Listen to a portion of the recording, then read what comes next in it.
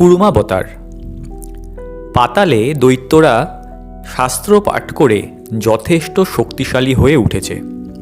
দিন রাত তারা শাস্ত্রের নানা আলোচনার মধ্যে মগ্ন থাকে। এর পাশাপাশি দরিদ্রকে দান ধ্যান করে, সকাল থেকে রাত পর্যন্ত কঠোর পরিশ্রম করে। এতদিন পর্যন্ত তারা শুধুমাত্র হিংসার প্রতীকস্বরূপ বিরাজ করত। এখন তারা যেন হিংসা ভুলে গেছে, নতুন নতুন অস্ত্রশস্ত্র আবিষ্কার করে ফেলেছে। মেধা আর মননকে কাজে লাগিয়ে দৈত্যরা হয়ে উঠেছে দেবতাদের প্রতিস্পর্ধী।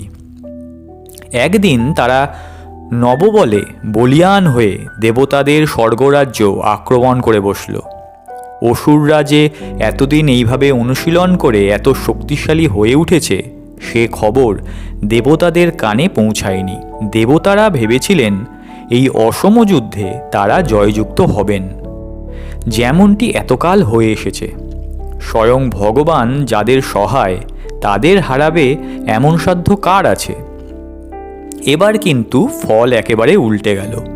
প্রবল যুদ্ধ শুরু হলো। দেবতারা এই যুদ্ধে পরাস্ত হলেন। লুকোনোরা জায়গা পেলেন না, আর অসুররা স্বর্গরাজ্য দখল করে তাদের নিজস্ব নিয়ম নীতি অনুসারে শাসন কার্য চালাতে লাগল।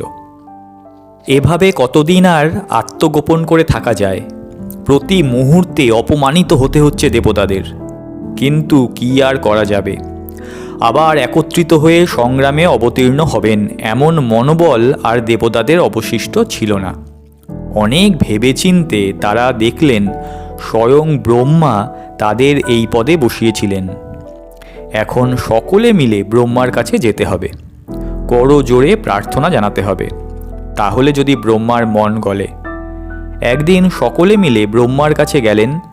ব্রহ্মা বললেন, দেখো এখন যা অবস্থা সেখান থেকে তোমাদের আমি বের করে আনতে পারবো না। যদি ভগবান বিষ্ণু ইচ্ছা করেন তবেই তোমরা আগের সম্মান ফিরে পাবে। চলো আমার সঙ্গে ভগবান বিষ্ণুর কাছে। জানি না তিনি তোমাদের আশীর্বাদ করবেন কি না। তোমাদের কার্যকলাপে তিনি দারুণ রাগ করেছেন, তাকে সন্তুষ্ট করা বড় একটা সহজ কথা নয়।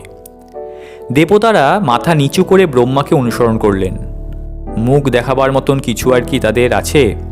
তাদের বলার মতন কিচ্ছু নেই, মুখে নেই কোনো ভাষা।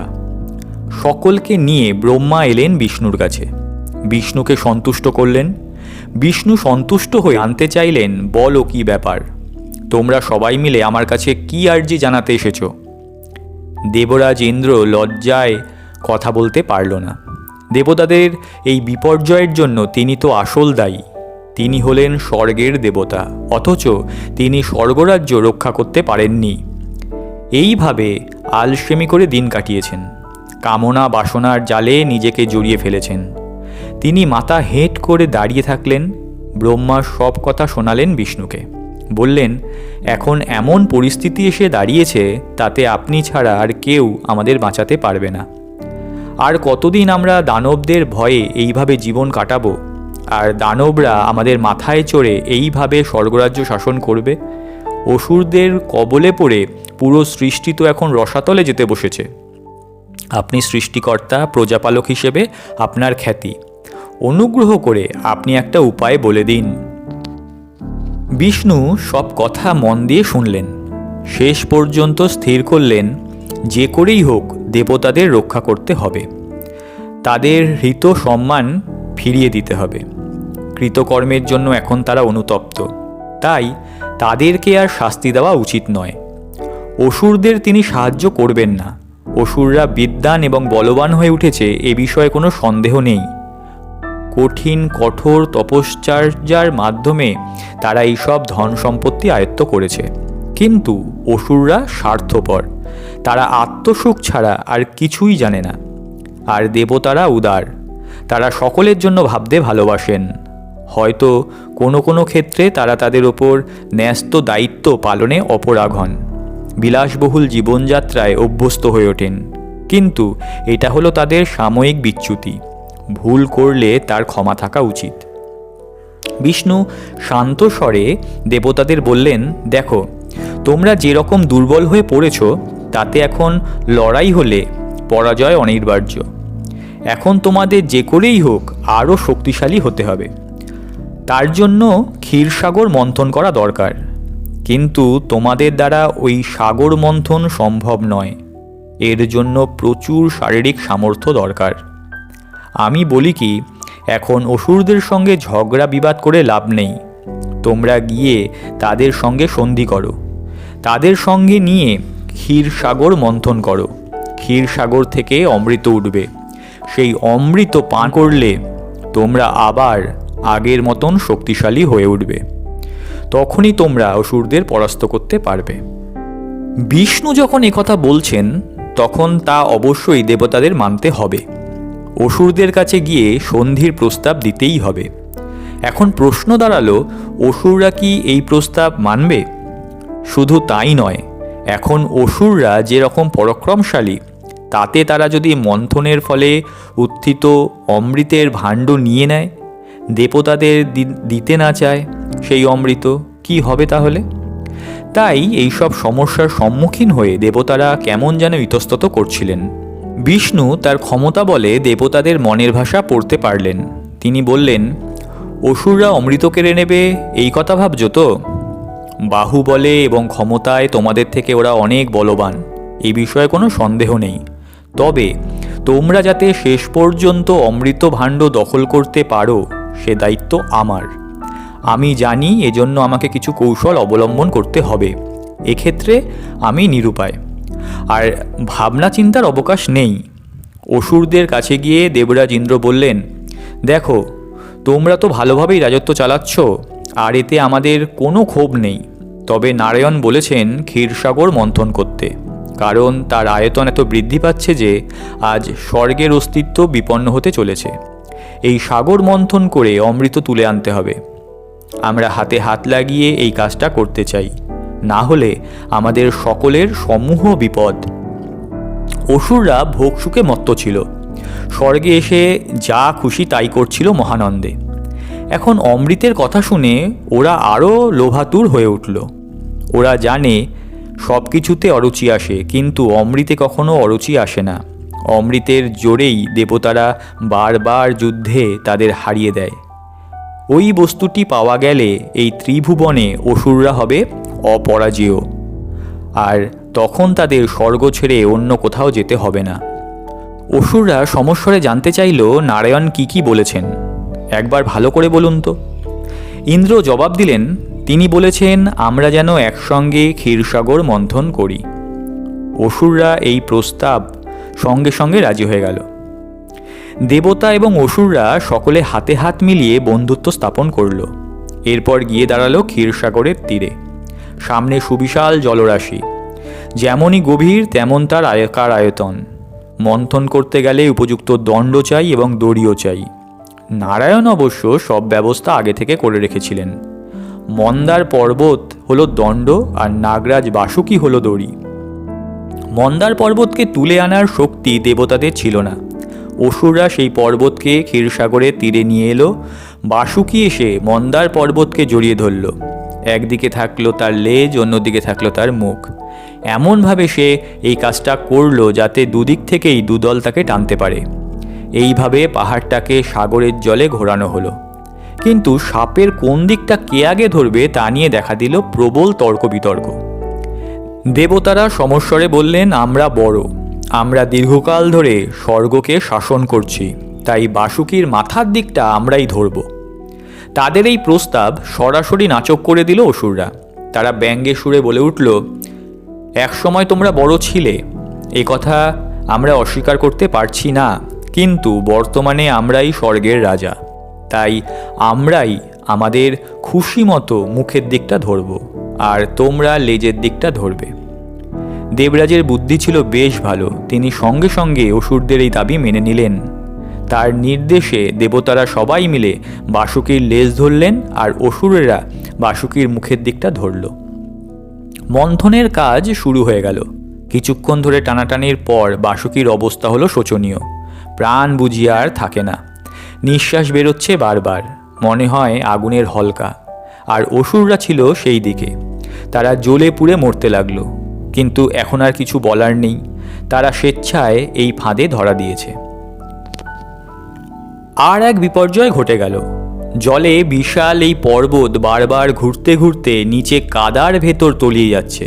কিছুতেই পর্বতটাকে ভাসিয়ে রাখা সম্ভব হচ্ছে না। দেবতাদের মধ্যে বিশ্বকর্মার মতন একজন বড় প্রযুক্তিবিদও ছিলেন, তিনিও কিছু করতে পারলেন না। বিষ্ণু সেখানে দাঁড়িয়ে সব কিছু দেখছিলেন। অবশেষে দেবতারা আবার তার শরণাপন্ন হতে বাধ্য হলেন। তিনি তখন কি করেন? তিনি বিরাট এক কচ্ছপের রূপ ধরলেন, জলের তলায় গিয়ে দাঁড়িয়ে থাকলেন। তার পিঠের ওপর মান্দার পর্বতকে এমনভাবে ধরে রাখলেন যে পর্বত আর কোনোভাবেই তলিয়ে গেল না। একটি সৎ উদ্দেশ্যকে সফল করার জন্য ভগবান বিষ্ণু এইভাবে কূর্ম বা কচ্ছপের রূপ ধারণ করেছিলেন বলে কচ্ছপ বা কূর্ম হল দেবতার আর এক অবতার। এইভাবে তিনি বিশাল পর্বতের ভার বহন করলেন এবং মাঝে মধ্যে দেবতাদের উৎসাহ যোগাতে শুরু করলেন। এখন আর মন্থনে কোনো বাধা নেই। একদিকে দেবতা, অন্যদিকে অসুররা হাতে হাত মিলিয়ে কাজ করছেন। ঘূর্ণিঝড়ের মতন পর্বতটা ঘুরতে লাগলো। জল তোলপাড় হয়ে উঠল। মনে হলো এবার বোধ হয় মন্থন কার্য সুসম্পন্ন হবে। এইভাবে বেশ কিছুক্ষণ কেটে যাবার পর ক্ষীরসাগর থেকে বিষ উঠে এলো। বিষের রং আকাশের মতন নীল, তেমনি তীব্র ঝাঁঝালো গন্ধ বেরোচ্ছে সেখান থেকে। তার কাছাকাছি কেউ থাকতে পারছে না। তীব্র গরলের ঝাঁঝে বিষ্ণুর গায়ের রং বদলে গিয়ে কালো বর্ণ হয়ে গেল। এখন এই বিষকে কে সরাবে? ব্রহ্মার নির্দেশে দেবতারা গেলেন কৈলাসে। তারা দেবাদিদেব মহাদেবের কাছে আকুল প্রার্থনা করলেন। মহাদেব দেবতাদের প্রার্থনায় সন্তুষ্ট হয়ে এক চুমুকে ওই বিষ পান করে কণ্ঠে ধারণ করলেন শিব। তিনি হলেন নীলকণ্ঠ, কারণ এত বিষ পান করায় তার গলা নীল বর্ণ ধারণ করেছিল। এবার আবার নতুন করে মন্থনের কাজ শুরু হলো। দেখতে দেখতে অপূর্ব সুন্দর এক গাভী সুরভি উঠল। সুরভির বাঁট থেকে অবিরাম দুধ নিঃসারিত হচ্ছে। কিন্তু এই সুরভি দিলেন ঋষিদের। তারপর সাগর থেকে উঠে এলো উচ্চৈশ্রবা নামে এক ঘোড়া। সে নিজে নিজেই দেবতাদের কাছে চলে এলো। আরও অনেক সুন্দর সুন্দর জিনিস উঠে এলো, সবই দেবতাদের কাছে চলে যাচ্ছে। অসুররা এই ঘটনায় ক্ষুণ্ণ হলো। অথচ তারা যদি হাত না লাগাতো তাহলে ক্ষীরসাগর মন্থন করা কি সম্ভব হতো? তারপর এলেন অপরূপা লক্ষ্মী দেবী। তিনি এসে বিষ্ণুর গলায় মালা পরিয়ে দিলেন। এইভাবে চোখের সামনে দিয়ে দেবতাদের দিকে চলে যাওয়ায় অসুররা স্থির থাকতে পারল না। দেখা দিল তুমুল বিক্ষোভ। তবু তারা নিজেদের সামলে রাখল। তারা তো শুধু অমৃতের লোভে বসে আছে, অমৃত উঠবেই। আর নারায়ণ সবসময় দেবতাদের সঙ্গে থাকবেন না। তখন দেবতারা আর গায়ের জোরে অসুরদের সঙ্গে পেরে উঠবেন না। আবার শুরু হলো মন্থন কাজ। কাজ করতে করতে অসুররা হাঁপিয়ে পড়েছে। রক্তবমি করতে করতে বাসুকীর প্রাণ ওষ্ঠাগত। তখন হঠাৎ অমৃতের কলসি হাতে এক পুরুষ উঠে এলো। এই পুরুষের নাম হলো ধন্বন্তরী। এবার অসুররা সাপের মুখ ছেড়ে দিয়ে অমৃতের কলসিটা কেড়ে নিল। দেবতাদের আকাঙ্ক্ষা ঠিক বলে প্রমাণিত হলো। এই দেখে দেবতাদের মধ্যে হাহাকার ধ্বনি শুরু হলো। নারায়ণ এগিয়ে এসে দেবতাদের চুপ করতে বললেন। অসুররা অমৃতের কলসি নিয়ে মারামারি শুরু করে দিয়েছে। কে আগে অমৃত খাবে তা নিয়ে শুরু হয়েছে রক্তাক্ত প্রতিদ্বন্দ্বিতা। ওদের হট্টগোল তখন চরম অবস্থায় পৌঁছে গেছে। হঠাৎ আকাশ থেকে এক অপরূপা সুন্দরী নেমে এলেন। আগে যে সুন্দরী সাগর থেকে উঠে এসেছিলেন, ইনি তার থেকেও রূপসী। ওই সুন্দরীকে চোখের সামনে দেখে অসুররা কেমন যেন হয়ে গেল। এক মুহূর্তের জন্য তারা অমৃতের কথা ভুলে গেল। সুন্দরীকে দখল করার জন্য তার ওপর ঝাঁপিয়ে পড়ল। সুন্দরী নানাভাবে ছলাকলা প্রদর্শন করে অসুরদের মন ভোলাতে লাগলেন। শেষ পর্যন্ত অসুররা ওই রমণীকেই বলল, তুমি এই অমৃত ভাগ করে দাও। মৃদু হেসে সেই সুন্দরী বললেন, ঠিক আছে, তাহলে তোমরা আর কেউ এত গণ্ডগোল করো না। তোমরা চুপচাপ বসো, আমার উপর নির্ভর করো, আমি তোমাদের সকলকে অমৃত দেব। দেবতারা এবং অসুররা সারি বেঁধে বসে পড়লেন, আর রমণী দেবতাদের দিক থেকে অমৃত বিতরণ শুরু করে দিলেন। একের পর এক দেবতা পরম শ্রদ্ধা সহকারে অমৃত পান করে চলেছেন, কিন্তু সেই অপরূপা মোহিনী অসুরদের দিকে আসছেন না কেন? অসুররা অধৈর্য হয়ে উঠেছে। তখনই রমণী মাঝে মাঝে কামনা ভরা দৃষ্টিতে তাদের দিকে তাকাচ্ছেন, আর অসুররা রমণীর রূপে এমনই মোহিত হয়ে গেছে যে কোনো প্রতিবাদ পর্যন্ত করতে পারছে না। অসুরদের মধ্যে একজন ছিল খুবই চালাক। সে অসুরদের সারি থেকে উঠে এসে সূর্য আর চন্দ্রের মাঝখানে বসে পড়ল। তার নাম হলো রাহু। রমণী অমৃত পরিবেশন করতে করতে ভুল ক্রমে রাহুর গলায় অল্প একটু ঢেলে দিলেন। সূর্য আর চন্দ্র তা দেখে বিষ্ণুকে ইঙ্গিত করলেন। বিষ্ণু তৎক্ষণাৎ রাহুর গলা কেটে দিলেন। অমৃত রাহুর গলাতে আটকে গেল, শেষ পর্যন্ত তা পেটে পৌঁছাতে পারল না। তাই রাহুর মুন্ডুটা গ্রহের মর্যাদা পেয়ে গেছে, আর তার বাকি শরীরটা হয়েছে কেতু। দেখতে দেখতে অমৃত বিতরণ শেষ হয়ে গেল, অথচ অসুররা কিন্তু তার এক বিন্দুও পেল না। এবার অসুররা বুঝতে পারল মোহিনী চালাকি করে তাদের হারিয়ে দিয়েছে। সঙ্গে সঙ্গে তারা মোহিনীর ওপর ঝাঁপিয়ে পড়ল। চোখের নিমেষে আকাশে কোথায় অদৃশ্য হয়ে গেল সুন্দরী। এবার অসুররা ঝাঁপিয়ে পড়ল দেবতাদের ওপর, কিন্তু এখন তারা দেবতাদের সঙ্গে পেরে উঠবে কি করে? অমৃত পান করে দেবতারা দারুণ শক্তিশালী হয়ে উঠেছেন। এই যুদ্ধে অসুররা পরাস্ত হলো। স্বর্গে আবার দেবতাদের আসন প্রতিষ্ঠিত হলো। ভগবান বিষ্ণু কূর্মাবতার হিসেবে আবার স্বর্গকে রক্ষা করলেন ধ্বংসের হাত থেকে।